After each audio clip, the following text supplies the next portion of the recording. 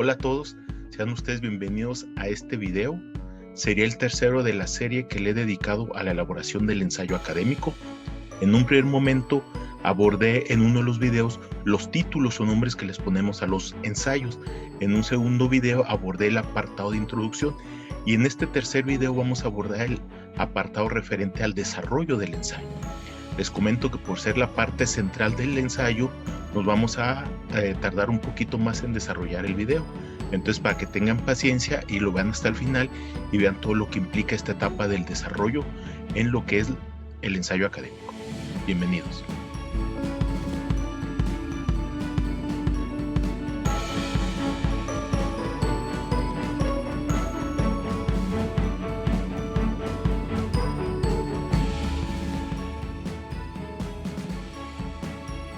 Hola a todos, como les había comentado, en esta ocasión vamos a abordar el apartado de lo que es el desarrollo de un ensayo académico. Para su presentación he dividido este video en tres secciones. En una vamos a ver lo que son los argumentos secundarios. Les recuerdo que ya en el video anterior vimos que en la introducción presentamos el argumento principal, esto es la tesis, el supuesto o la hipótesis que guía nuestro ensayo. Pero esa hipótesis, esa tesis o ese supuesto principal o argumento principal tiene que tener detrás de sí una serie de argumentos secundarios que lo respalden o lo soporten para poder realizar dicha afirmación. Vamos a discutir qué es eso. Por otro lado, tenemos los insumos que son necesarios antes de sentarse a redactar este apartado del ensayo, que es el desarrollo.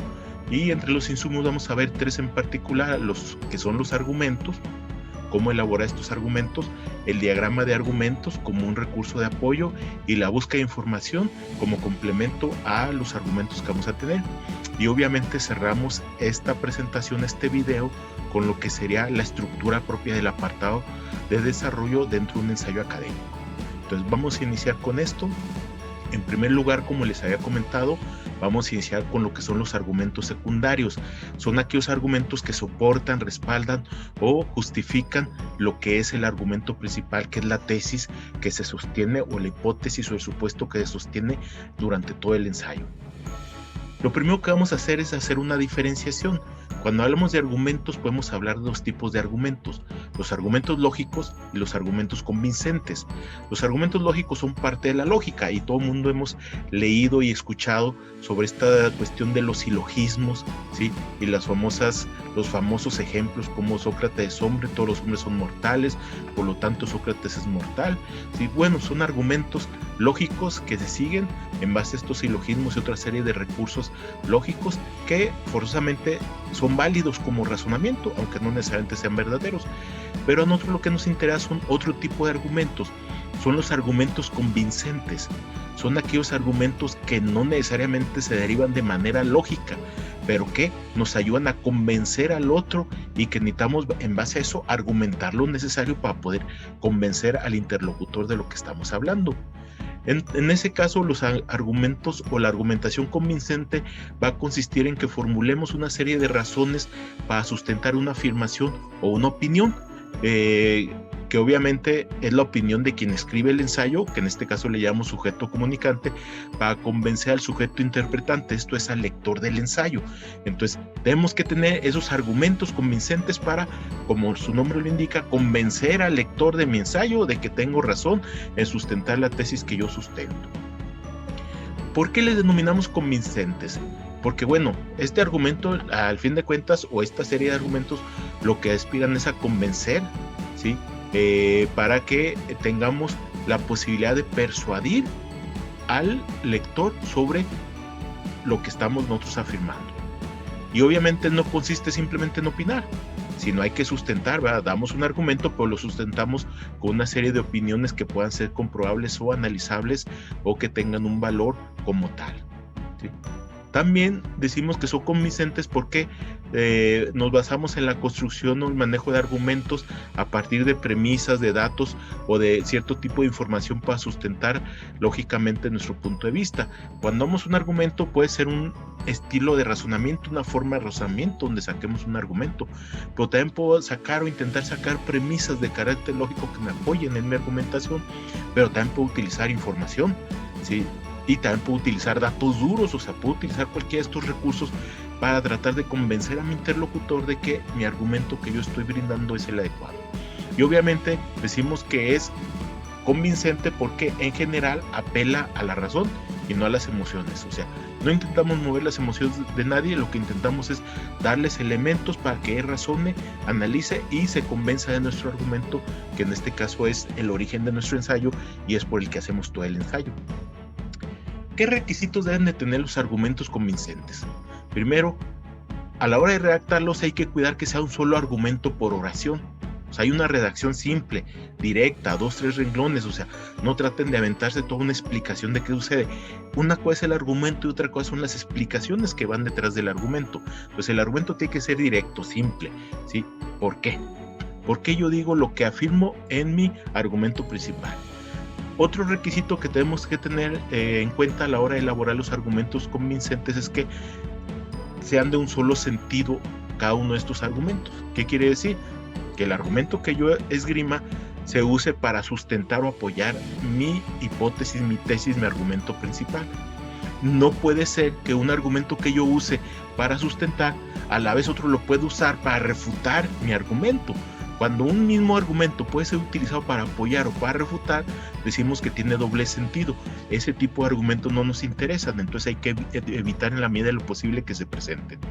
Y obviamente cuando yo hago una argumentación y planteo de manera sencilla, simple, mi argumento, la vamos a acompañar de una explicación, ¿sí? Donde ahí sí vamos a desarrollar con detalle en qué consiste ese argumento que yo estoy dando.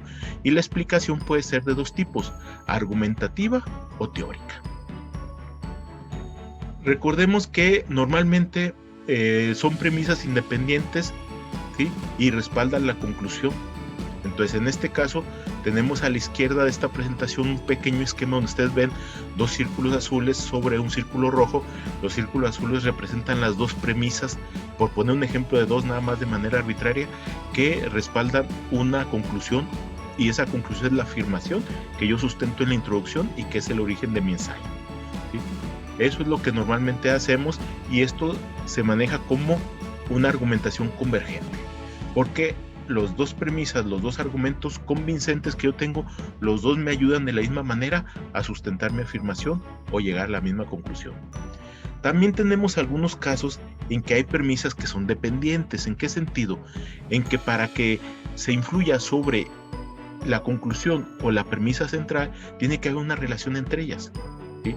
Pongo el ejemplo que está al lado izquierdo, ustedes se fijan, el argumento 1 es la premisa o el argumento principal que yo sostengo en mi ensayo, pero tenemos por un lado un argumento 2 que es un argumento convincente que directamente me respalda mi tesis, pero luego tenemos que hay un argumento 3 y 4 que directamente no me la respaldan. Tengo que poner a los dos para que los dos se establezcan como una sola influencia y puedan sustentar mi argumento, ¿sí? Eso es lo que se da como premisas dependientes. También cuando hacemos argumentaciones, aparte de las premisas independientes, de las premisas dependientes, tenemos conclusiones intermedias o subconclusiones. ¿A qué nos referimos?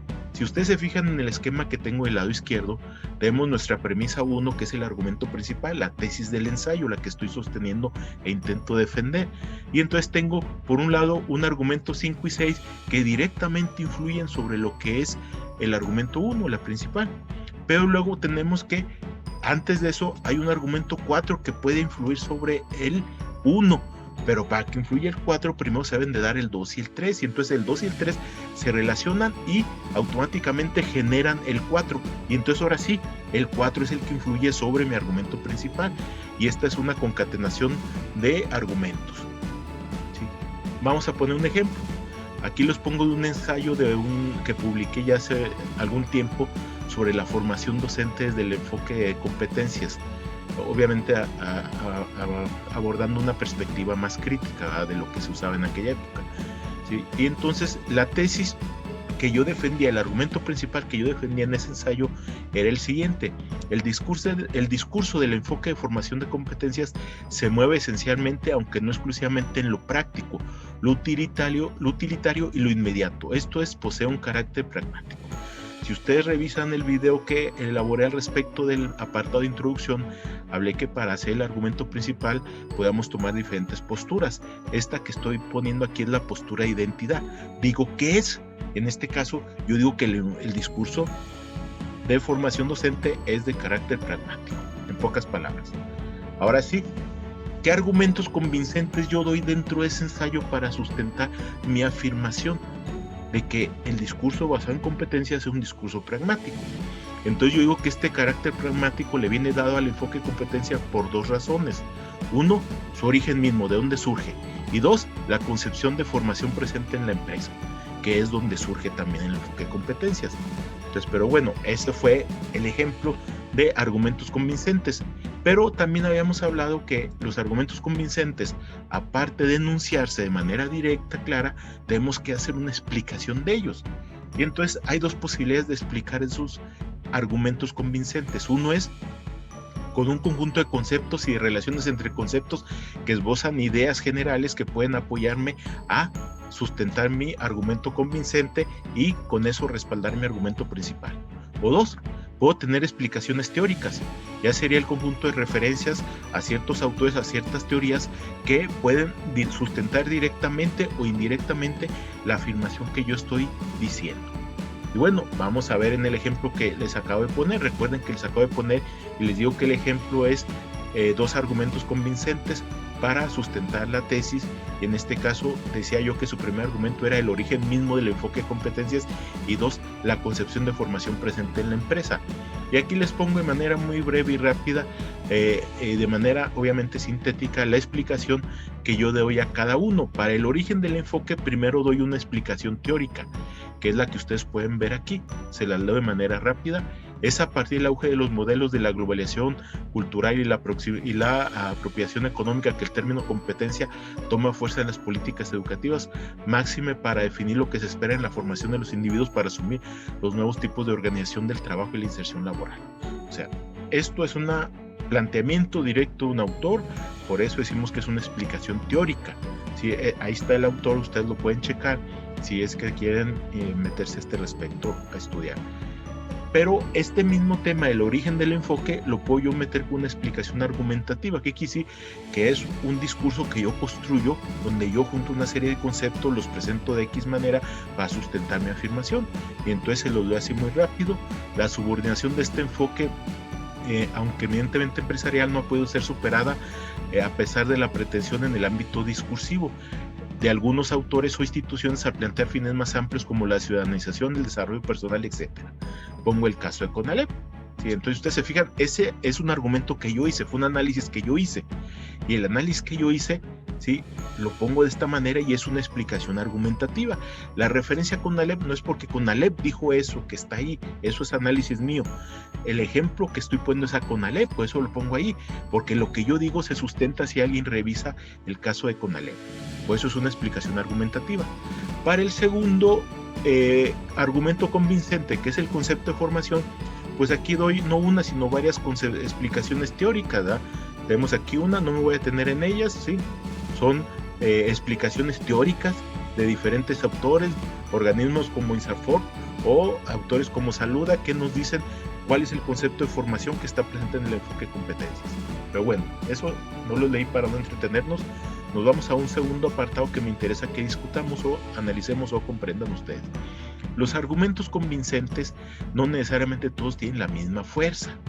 Hay unos que son más fuertes y nos ayudan a sustentar mejor nuestra información, nuestro argumento, nuestra tesis, y otros no tanto. Pero bueno, también los usamos.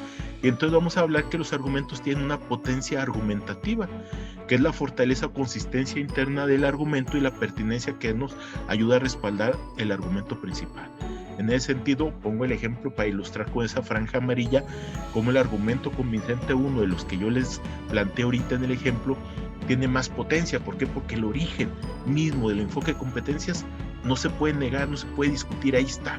Surge asociado a la empresa con estas características. Entonces, eso me da mucha potencia a mi argumento para decir que es pragmático.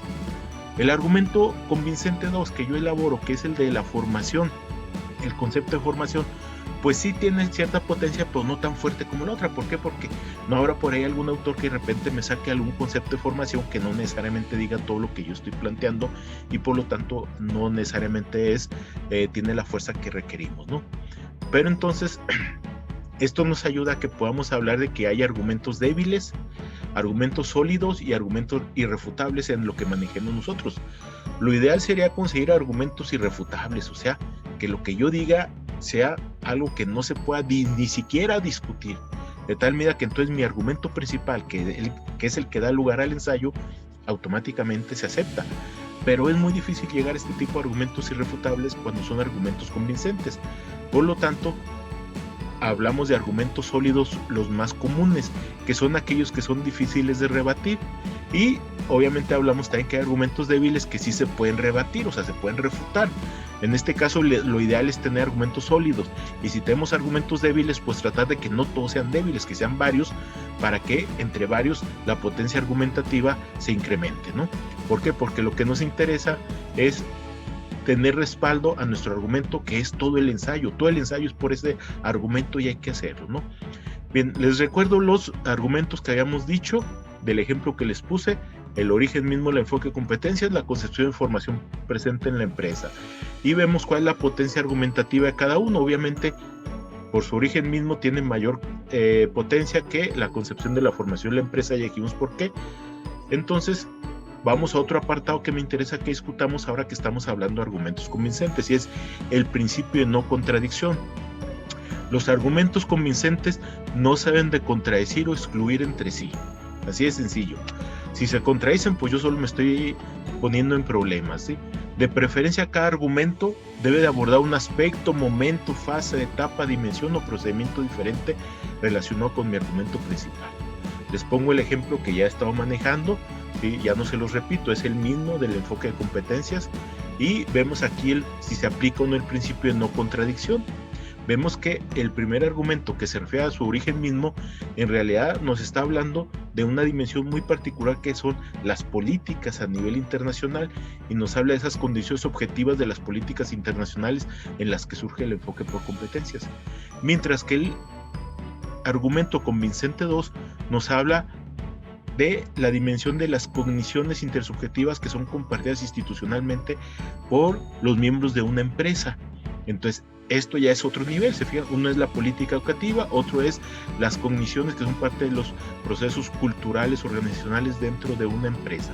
Entonces, cada uno aborda un aspecto diferente, se aplica el principio de no contradicción, no hay posibilidad de que se contraigan o se excluyan mutuamente. Otro concepto que tenemos aquí dentro de lo que es la argumentación convincente es la sinergia argumentativa. ¿En qué sentido? En que este es el punto fuerte que ya lo empezaba yo a visualizar y a comentar en un apartado anterior. A veces no tenemos argumentos tan sólidos como quisiéramos o de carácter irrefutable. Entonces tenemos varios argumentos débiles. Entonces, ¿qué hacemos? Pues tenemos que tener varios argumentos débiles para que entonces la sumatoria de esos argumentos nos den un poco más de fortaleza a mi argumentación y a mi defensa del argumento principal o tesis con la que estoy elaborando el ensayo. Y aquí pongo el ejemplo como el argumento convincente 1 más el 2 más el 3 más el 4 pues nos ayuda a que haya mayor fortaleza. En el caso que ponemos nosotros, el ejemplo que he estado manejando desde el inicio, ¿sí? Dos argumentos convincentes, los dos tienen cierta potencia argumentativa, pero si integramos los dos, pues entonces ya ahora sí hay una sinergia argumentativa que le da mayor fortaleza a mi tesis, a mi argumento principal, que era que el enfoque por competencias tenía un carácter pragmático. Ahora sí, es el primer apartado, es la cuestión de los argumentos convincentes. Para no perdernos de vista, esto ustedes tienen que hacerlo, tienen que construir los argumentos convincentes de su ensayo, si no, no tienen ensayo. Esto es lo que nos falla a veces mucho, por eso la gente se sienta a hacer resúmenes, ¿sí? O artículos de divulgación, pero no ensayos, porque les falla toda esta idea de argumentación. Bueno, antes de sentarnos a elaborar el ensayo, pues hay que ver los insumos que necesitamos para ya sentarnos a elaborar. Y aquí les voy a poner los 3 elementos que considero debemos de tener para sentarnos a elaborar nuestro ensayo, a escribir nuestro apartado del desarrollo del ensayo. Y el primero, pues, es la formulación de los argumentos, ¿sí? Estos argumentos convincentes que les estuve explicando en todo este apartado anterior, ahora sí, ¿cómo los vamos a usar para hacer el ensayo? Entonces les propongo esta ruta metodológica. Primero, establecemos la idea principal, esa postura personal, esa tesis, ese argumento, ese supuesto que da origen a todo el ensayo y que nosotros intentamos sustentar en todo nuestro ensayo. Eso es lo primero, hay que tenerlo, si no, no podemos hacerlo. Segundo, hay que hacer un listado de los argumentos de respaldo, o sea, de los argumentos convincentes. Les propongo que hagan una lluvia de ideas con ustedes mismos o con algunos compañeros que les puedan ayudar, y hagan una lluvia de ideas de todo aquello. Para hacer la lluvia de ideas, recuerden, tienen que responder a la pregunta: ¿por qué yo afirmo eso? ¿En qué me baso para afirmar eso? Y entonces ese ¿en qué me baso o por qué lo afirmo? Vamos a anotar todas las ideas que nos vengan a la mente. Eso es la lluvia de ideas.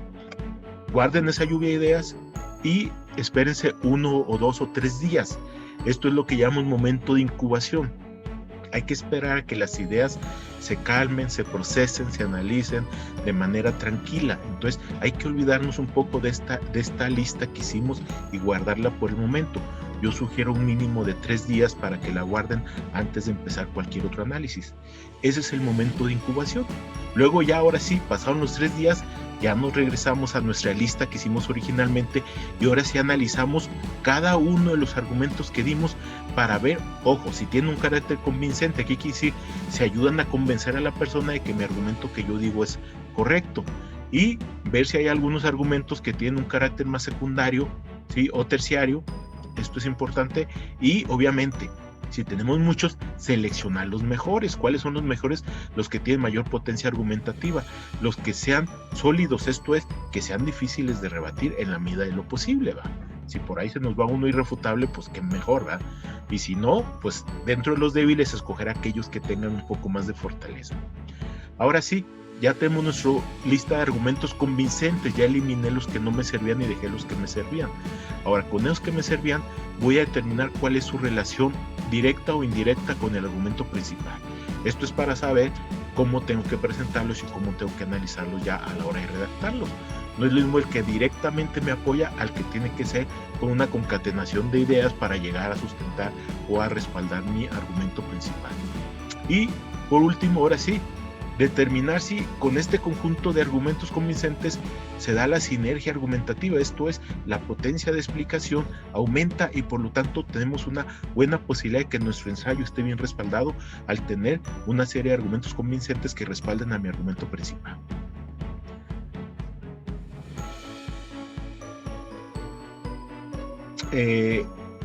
Esto es en relación a los argumentos. Como una sugerencia, si pueden ustedes obviarla si así lo consideran, pero yo considero que es necesario que la hagan, podemos construir la estructura del ensayo y representarla gráficamente. ¿Sí? Esto nos ayudaría mucho para entender cómo se están dando estas relaciones entre los diferentes argumentos. Para esto, obviamente, pues proponemos el diagrama de argumentos. ¿Qué es el diagrama de argumentos? Pues es un diagrama que se utiliza donde se han determinado las relaciones congruentes y lógicas sobre la cual se desprenden como una forma organizada que se conectan mediante flecha los diferentes argumentos. Así de sencillo. O sea, tengo una serie de argumentos, se van a relacionar gráficamente mediante flechas, ¿sí?, cómo están entre ellos. Estos conceptos deben afirmar lo que propone la idea principal y dar una conclusión válida al respecto, ¿sí?, sobre lo que estamos exponiendo. Recuerden, los argumentos convincentes son de respaldo al argumento principal, no es otra idea diferente, no es otro aspecto que vamos a abordar, son el respaldo, ¿sí? O sea, son los que me van a ayudar a decir lo que yo sostengo es cierto porque se basa en estos argumentos. ¿Cómo hacemos o cuáles son los tipos de diagramas de argumentos que hay? Pues está el diagrama simple, hay una sola premisa o en este caso un solo argumento convincente que respalda una sola conclusión. Así de sencillo. Tenemos diagramas compuestos que son los más comunes, cuando hay 2 o más premisas, en este caso 2 o más argumentos convincentes que respaldan el argumento principal o en otras palabras la conclusión. Y obviamente también hay diagramas con concatenación de argumentos. Varios argumentos conforman otro argumento que a su vez sirve de respaldo al argumento principal. Este es un poco más elaborado y es porque implica un análisis más detallado y más fino de los procesos. ¿Cómo elaboramos un diagrama de argumentos? Bueno, primero, pues igual que como ya lo dijimos antes, tenemos que tener nuestro argumento principal, la idea principal. tenemos que establecer los argumentos secundarios, o sea, los argumentos convincentes, que obviamente respaldan a la idea principal o al argumento principal. Y luego hay que identificar el concepto principal o la palabra clave involucrada en cada argumento. ¿Para qué? Para ahora sí pasar a la representación gráfica. En la representación gráfica se pueden utilizar rectángulos o círculos para cada argumento. Y dentro se pone el concepto principal, la palabra clave o, si ustedes se quieren, ponen un número como identificador, así como en los ejemplos que veíamos donde el 1 era el argumento principal y los otros eran los argumentos convincentes. Se utilizan flechas como conectores entre el rectángulo que representa la idea principal y los rectángulos que representan la idea secundaria. Se elabora obviamente de arriba hacia abajo, ¿sí? Siendo el argumento principal siempre el producto, o sea, lo que está más abajo. Y pongamos aquí algunos ejemplos de los que ya hemos estado exponiendo y que ustedes pueden ver. Tenemos en el recuadro amarillo como el argumento convincente 1 y el argumento convincente 2 nos dan al argumento 3. En este caso alteraron el orden. Yo les sugiero que el 1 siempre sea el argumento principal. Tenemos aquí el caso de la concatenación en el recuadro naranja. Si ustedes se fijan, el argumento 5 y 6 y 4 influyen sobre el 1, pero a su vez para que se dé el 4 es porque antes se dio el 2 y el 3. O en el caso del lado izquierdo azul, donde vemos que el argumento 1, que es el principal, se defiende o se apoya en el argumento convincente 2 y en la relación entre el argumento 3 y 4. No es directamente, es de manera indirecta, se tiene que dar la relación entre ellos para sustentar el 1.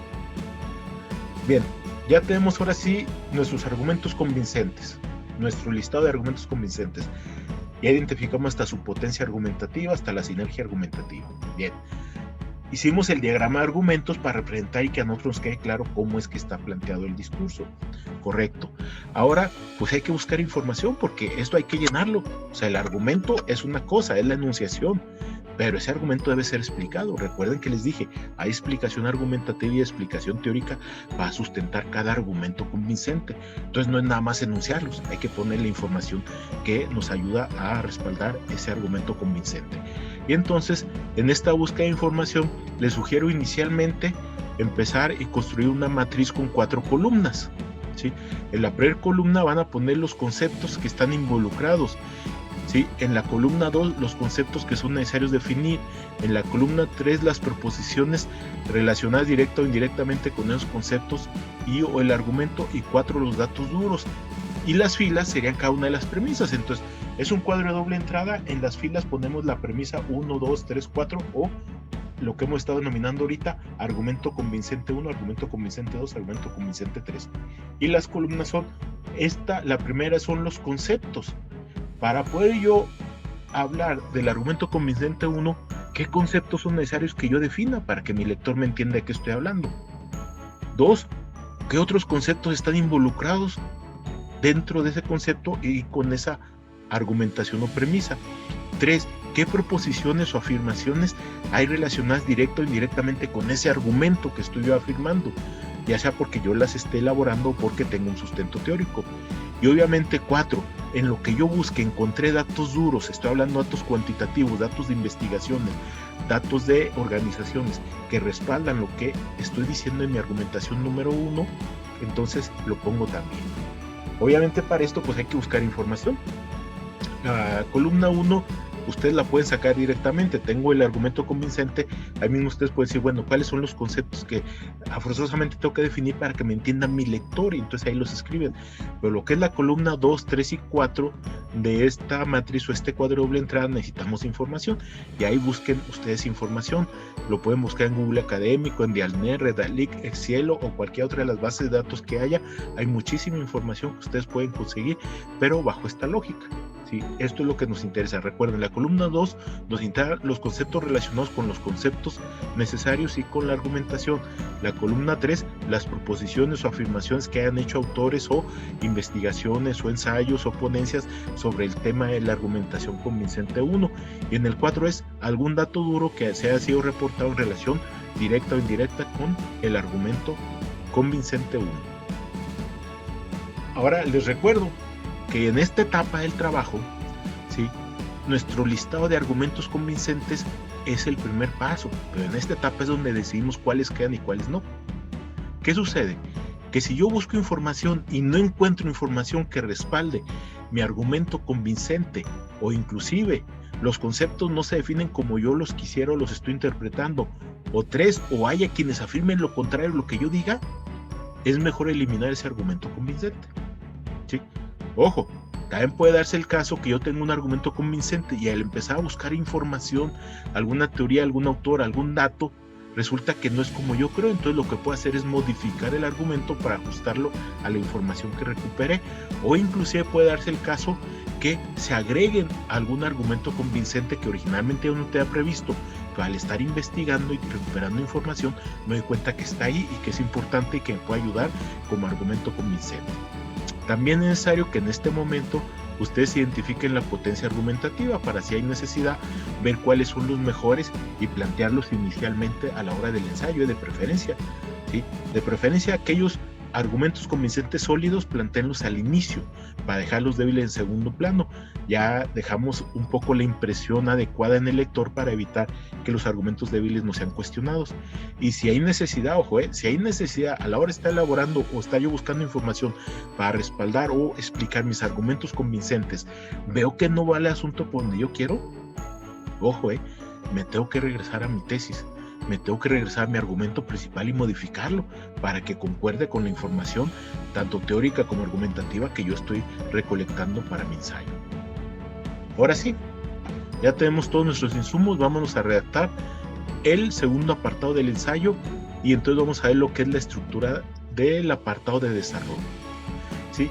Este apartado del desarrollo dentro del ensayo académico es el cuerpo principal del ensayo, es el que ocupa más espacio y es el que tiene mayor fortaleza. En este apartado se desarrolla o se profundiza en los diferentes argumentos que el autor ha seleccionado y ha construido para respaldar su argumento principal.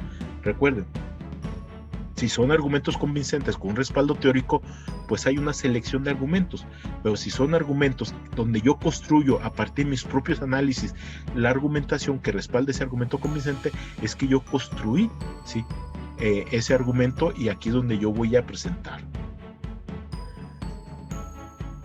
Si hay necesidad, dentro de cada argumento se puede establecer una serie de apartados o subapartados en función de qué, pues de los propios argumentos. Sí, o sea, los subtítulos, en otras palabras, tienen que responder a los argumentos convincentes que tengamos.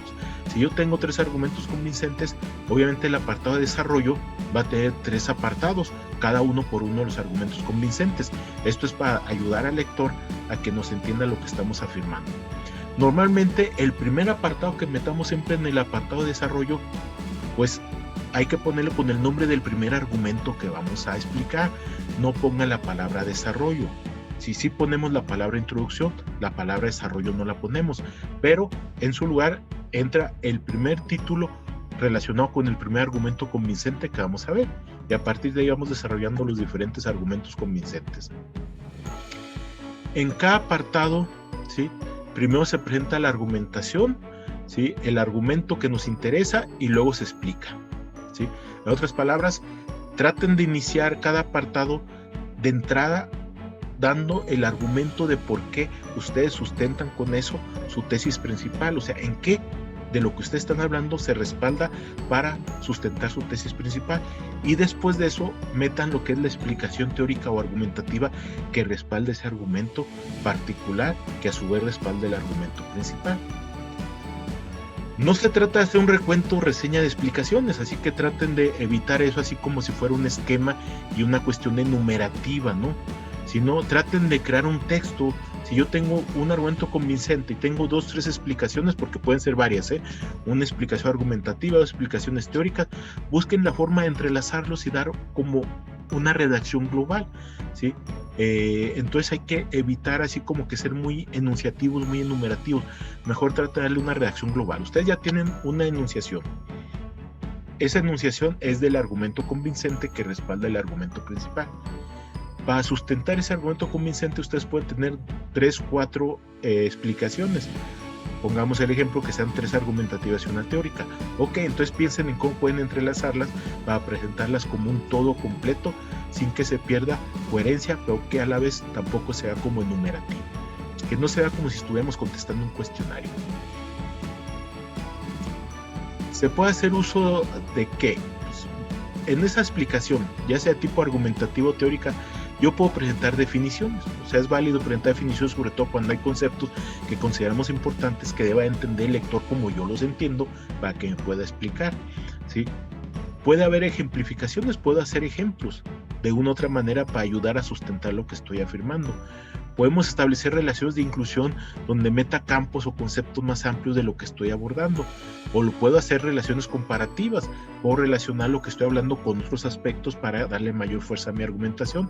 E inclusive puedo aprovechar ciertas citas de autores o de teorías para ponerlas y a partir de ahí hacer el análisis de esas teorías o esa cita y que quede mejor la explicación que yo estoy esbozando.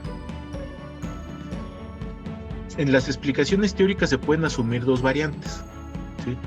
Que es lo que normalmente en el estilo de Lapa le llamamos citas directas o indirectas, ¿sí? Entonces, en este caso, una es que reformulamos nosotros el texto original, o sea, lo decimos con nuestras palabras, es una variante indirecta, o lo decimos tal como está, y es una cita indirecta, así como lo dijo este autor, ¿no? Hasta lo referenciamos y lo citamos. En otro caso, en un segundo caso, se puede complementar el fragmento guiando discursivamente el análisis. Cuando estamos en el segundo caso, que es la cita directa, yo pongo la cita así de 3, 4 renglones, 5 del autor, tal como él lo dijo, es recomendable que no dejemos la pura cita suelta, sino que yo aproveche la cita para dar una explicación y guiar al lector y que el lector centre su atención en los aspectos que a mí me interesan de la cita y que son los que están relacionados con mi argumentación. Entonces, no hay que dejar citas sueltas, hay que darle una explicación, un análisis de estas citas para darle mayor fortaleza a su uso. En las en las explicaciones ya no teóricas, sino en las argumentativas, también tenemos dos variantes, ¿sí? Una es cuando yo hago un análisis personal, ¿sí? Y pues esa es una parte. Y yo hago mi análisis personal basándome en otros autores. Entonces hay que hacer la referencia a esos autores necesariamente. Aunque mi análisis sea personal, como yo estoy analizando a ciertos autores, tengo que poner a esos autores y referenciarlos. Pero también puede haber una explicación por lo que llamamos concatenación argumentativa de conceptos. Esto es, puedo utilizar ciertos ejemplos o relaciones intra e interconceptuales que realiza el autor del ensayo para hacerlo. Ahí sí ya es construcción totalmente del ensayista, o sea, el ensayista construye totalmente esta segunda parte del discurso. Y bueno, no es sencillo, pero hay que hacerlo. Ahora sí, ¿qué debe de incluir esta sección? Debe incluir estos apartados. Ya dijimos que la redacción se tiene que dar como un todo coherente, lógico, que ustedes acomoden, pero dentro de ese todo deben ir estas partes, o de preferencia deben ir estas partes. Uno, debe ir exposiciones comentadas sobre las fuentes de consulta o citas que ustedes manejen. Debe haber ciertas definiciones de conceptos, sobre todo los que consideren importantes para que se entienda el contenido de su ensayo. Se deben de plantear relaciones entre conceptos, ya sea porque tiene un carácter complementario, porque se confrontan y nos ayudan a que quede más claro mis argumentos. Puedo incluir citas textuales y hacer el análisis de las citas textuales. Puedo incluir ejemplos y también hacer sus análisis. O sea, no es nada más meter el ejemplo, sino meterlo y luego ayudarle al lector a que entienda por qué va el ejemplo y qué relación tiene con lo que estoy argumentando. Y también se pueden hacer explicitación de los postulados teóricos utilizados. Ahora, debemos de tener en cuenta que el ensayo como totalidad, que es un 100%, tiene sus tres partes. Ya dijimos que como máximo el apartado de introducción debe cubrir un 20%, pero aquí en el apartado de desarrollo, más que poner un máximo, ponemos un mínimo. El mínimo es el 60%. Si el mínimo que debe cubrir todo el ensayo es el 60% la parte de desarrollo. En otras palabras, si yo tengo 10 cuartillas de mi ensayo, el 60% como mínimo, que serían 6 páginas, deben de estar dedicadas al apartado de desarrollo. Si hay 7 u 8, mejor. ¿Sí? Se recomienda utilizar para los apartados del desarrollo y sus diferentes subapartados títulos de carácter descriptivo que den información sobre su contenido, que normalmente su contenido tiene que ver con el argumento convincente que yo tomé como base para respaldar mi argumento principal. Y bueno, esa es la forma de presentar el apartado de desarrollo. Cierro esta presentación y este video, nada recordándole que en este apartado sobre todo es recomendable recurrir a la paráfrasis. Aquí les pongo una de las tantas imágenes que circulan en las redes sobre lo que es la paráfrasis. Les recuerdo que esta es la paráfrasis mecánica, ahí está la paráfrasis constructiva. Si pueden ustedes ya avanzar a la paráfrasis constructiva, que es cuando uno hace síntesis, análisis y plantea con sus propias palabras el contenido del autor, es mucho mejor.